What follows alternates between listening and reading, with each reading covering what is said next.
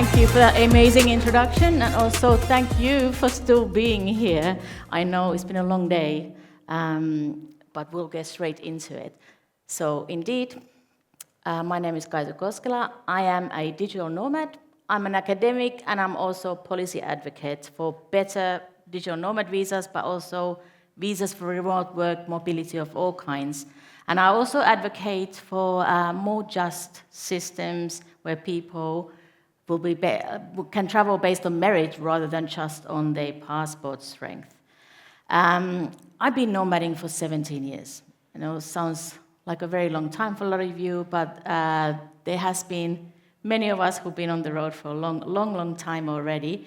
I have a Finnish passport, which gives me great passport privilege, of course, which is great. I also have a European paycheck, which gives me the chance to geo-arbitrage my little heart out in most of the world. And this is actually very typical of nomads in general. Most of us have strong passports and also strong paychecks that aid us to do this and live this lifestyle. And I absolutely love the lifestyle, and I hope it will go on for a very long time still. But because of this privilege, and let's just face it, a slight hint of entitlement, the things that I'm going to talk about today are not things that people think about that much when we travel, and we should be, and increasingly we'll have to as well. First point of today is exactly that. Our freedom as digital nomads is actually not absolute or without conditions. And we'll have to come to terms with that more and more as more countries are creating policies that determine how we can travel.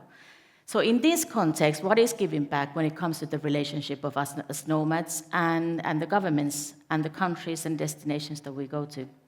What are the expectations of the countries, especially the ones that create the digital nomad visas? This is one of the things that I study and focus on. What is the logics and objectives behind them? And also let's look into a little bit to the future of where I think this is all going. The premise of my work in general always is that countries have the right to choose who comes in, for how long, and under which conditions. And this is definitely something, when you get the level of freedom that we have with the passport privilege, with the paychecks, we tend to forget. Let's take a look at the bigger picture a little bit of where we sit into this. So traditionally in the world, there has only been two formalized types of mobility. And by that means, there's two ways that you can move around the world. One is tourism, the other is migration. Tourism is in your free time.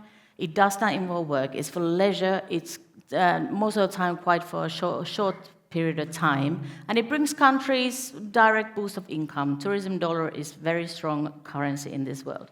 Migration can be for work reasons. It can be skilled migration. It can be low-skilled migration. It could be seasonal. Most of the time, it's something that the country needs and welcomes because of that. Humanitarian reasons is another one, refugees, family reunifications, but all types of mobility almost falls into these two camps. Until things get a little bit more complicated for the countries receiving people and making up these laws.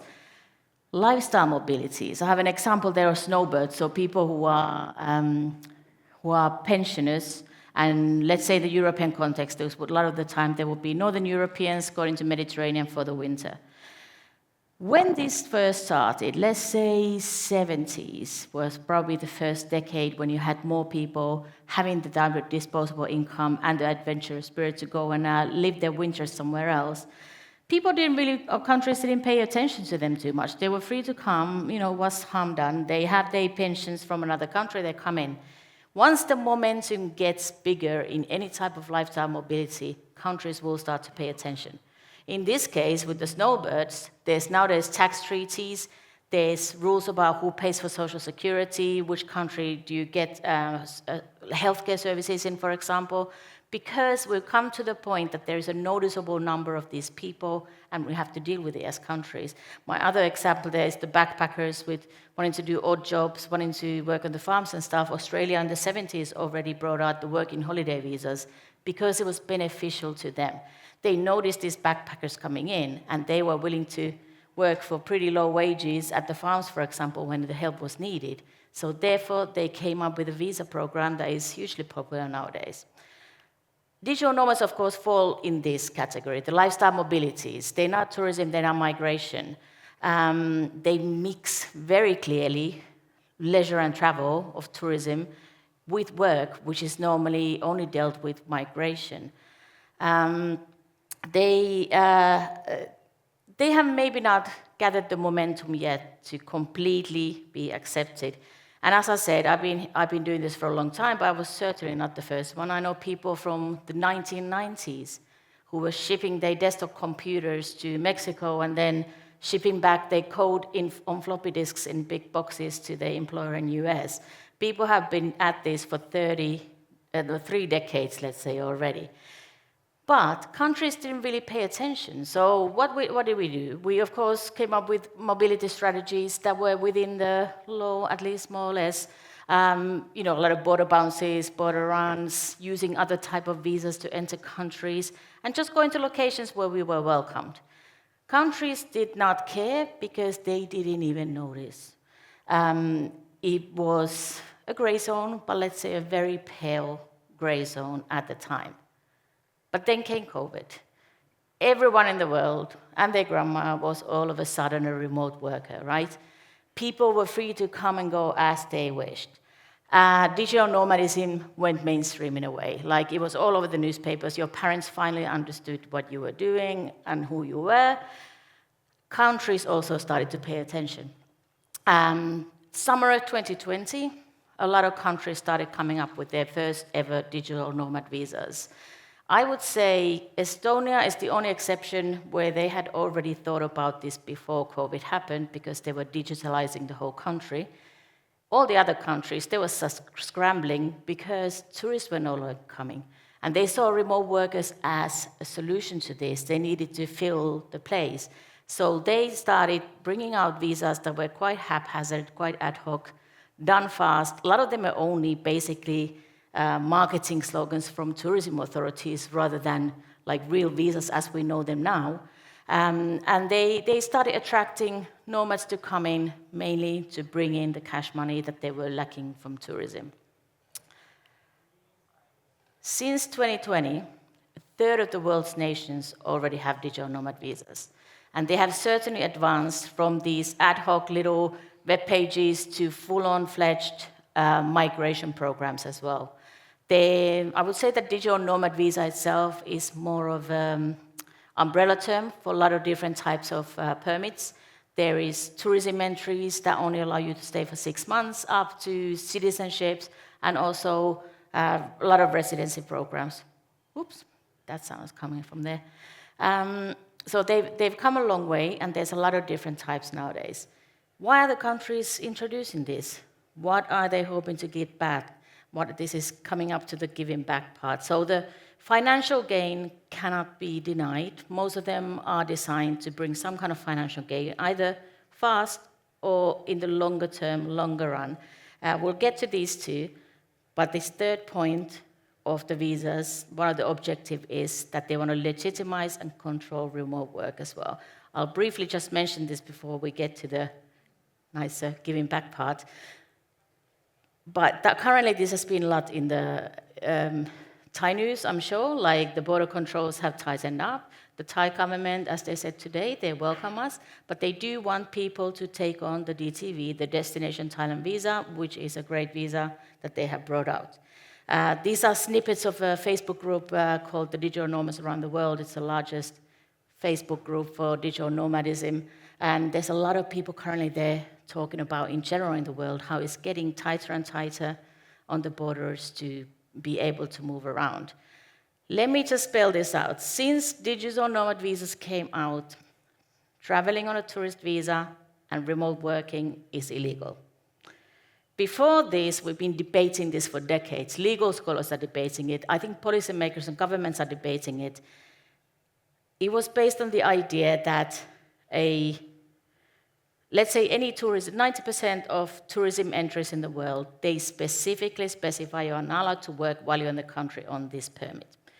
Yet, everyone was saying it didn't apply to us because they were written at the time that there wasn't even remote work yet. They, of course, only meant that you can't work at the local bar, you can't go and work at the local farm, you can't take a job from the local population at the local labor market. Since the digital nomad visas came, that debate is no longer valid. If a country offers a permit or a visa that is specifically for your purpose, and you choose not to take it, and you come in under the disguise of tourist, you say to the border guy, I'm just here to see your beautiful country, sir, you are breaking the rules of your entry. I don't need to scare you with this because I think a lot of these people here are panicking a little bit. I'm saying it's illegal. It has not been criminalized. People have not been prosecuted with this. This will be somewhere in the future, but clearly I think the movement is going that way, and in general, migrations and borders are getting tougher and tougher, so it's something to think about. Of course, all of this would be avoided if digital nomads actually used the visas that were made for us, but there's a huge complaint about them that countries don't understand nomads. The visa's not very good. They have a lot of regulations and a lot of paperwork that you have to do that you just can't do as a nomad. Well, the kicker there is that the countries are not actually even trying to attract digital nomads, true nomads as we know them. And what I mean there, I'm going to give you a little bit of terminology here. This is my typology of transnational remote working mobility types, just to give you a bit of academic jargon there. This is how I look at the phenomenon of remote working that crosses different national borders. And this is how countries are also judging it and looking at it. We have 3 different types, based on length of stay, first of all, but also on other factors. They are vacationers, digital nomads, and remote working residents. And the vacationers are people who live in place A and occasionally go for a week or 2 weeks or 2 months to another place to remote work, and then they come back. It is a new form of tourism that also needs its own permit, but it is, for all intent purposes, the purpose is to be a tourist somewhere else and work while you're there at the same time.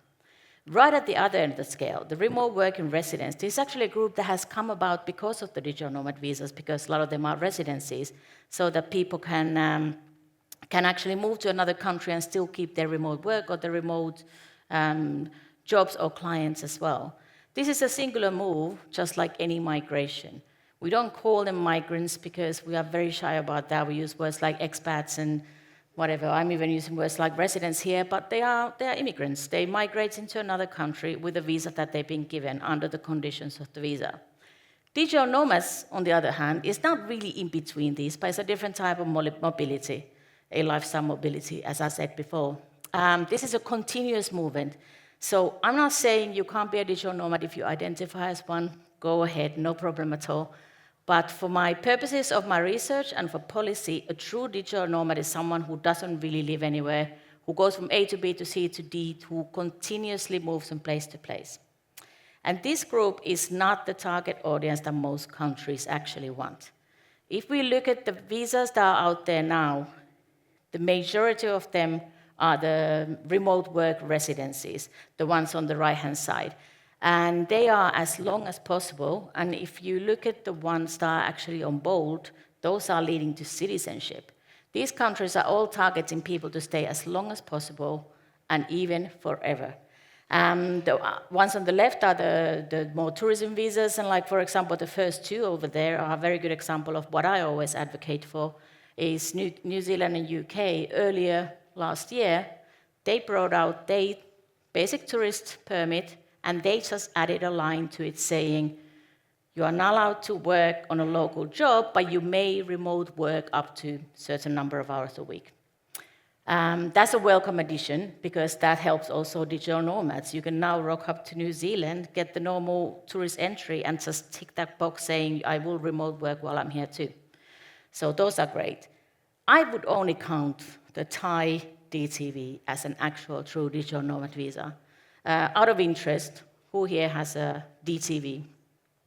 Yeah, quite a few already. It has by far been the most popular digital nomad visa in the world.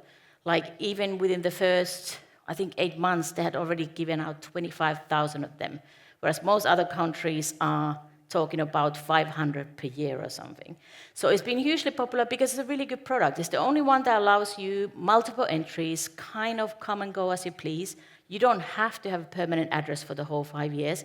You also don't have to become a tax resident. You get to choose these parts.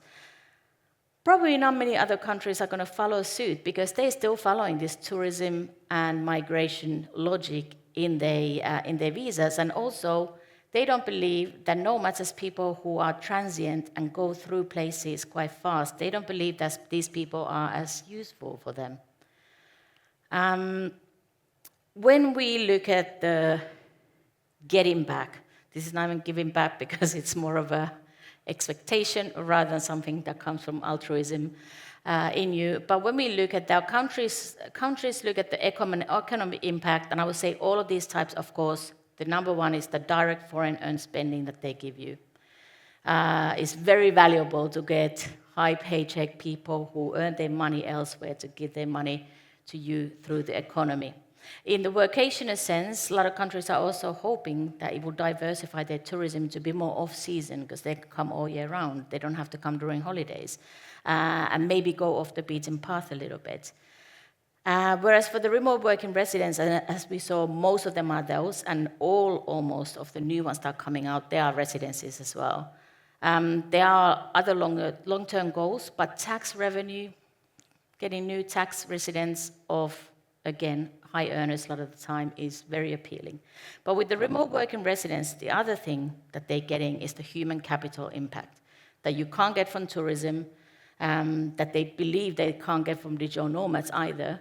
And this is in the form that they're gaining highly skilled migrants. There's a huge global talent race everywhere, and increasingly countries are also seeing remote working people as potential skilled migrants to their countries. Innovation, startup ecosystems, things like that, that they don't maybe have domestically, they're hoping that they can get from this foreign talent. One of the last ones there that I've written down is the retain domestic talent and youth. In countries where they don't have domestically this innovation and startup system, and they don't have mentors for this, bringing in that from abroad, and if you're able to harness that, that is a huge advancement that can really carry the economy as well in the future. When I advocate, this is what the countries see, but when I advocate for a digital nomad visa, it's because I believe digital nomads in the middle can also bridge the gap between these two and add a lot of things too. They tend to stay longer, but the important part is they also return. We are a bit of a herd of migratory beings, like let's say we're now in Chiang Mai. Many of us probably left Europe when it was starting to get colder. Now we're here, burning season's coming up. Let's go down south to the islands, maybe to Vietnam. We do tend to move in migratory patterns that repeat themselves. So we are actually return visitors. So it's not that we only come for a short time. All in all, we probably spent a lot more time in locations than any workationer would, certainly more than any tourist would. That means that we are the people who could be the really fill up the off-season, but also rural places or places off the beaten path, because we have time to go further and stay longer and come more often as well. But the real economic impact is more to do with infrastructural development and diversification of the economic base into new type of businesses that bring more jobs, that are catering to remote workers as well. I'm talking about co-workings, co-livings, paddle courts, anything that big enough nomad group will need and want in their vicinity. There's a lot of cases too where internet is improved because there's enough nomads demanding their most important thing, the internet as well. I'm being a little bit generous here with the arrow of the human capital impact, but I do believe that nomads as well, because they are returning people, they can bring their human capital. In knowledge transfer, peer-to-peer collaboration, especially when it comes to youth and local people who want to internationalize without having to leave their hometowns. Why then, if all those good things we are giving, why are we here? Why are there so many places? In the last year, Mexico City, Lisbon, Canary Islands, a lot of places have had these big demonstrations. This primarily is to do with very poor policies from the local policymakers who are not looking after their own citizens, for example, for affordable housing, but also over touristification in general.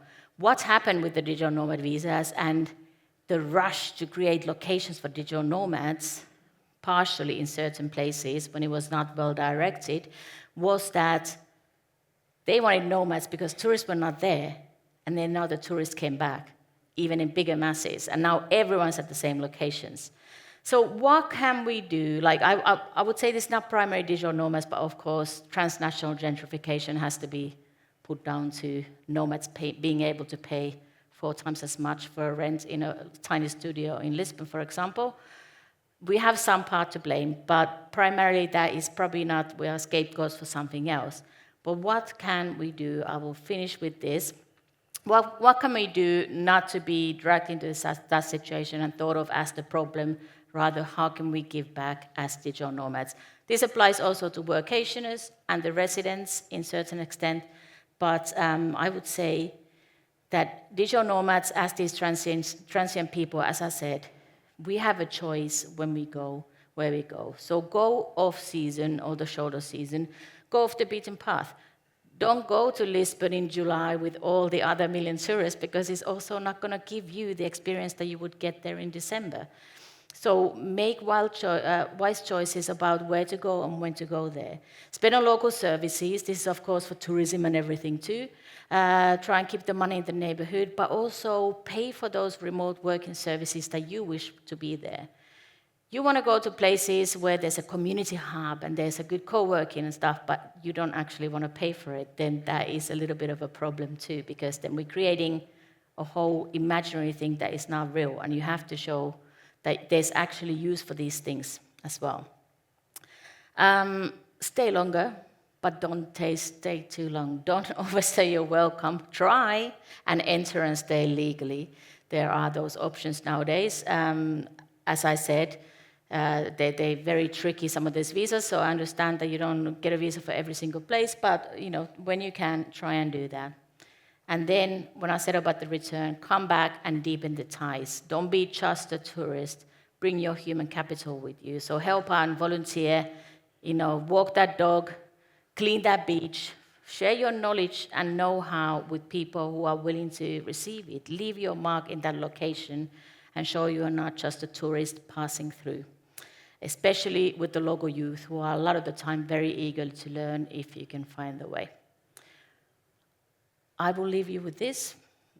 End of day 1. Thank you all for being here. As I'm an academic, I have to give you some references. It's part of the deal. But yeah, thank you.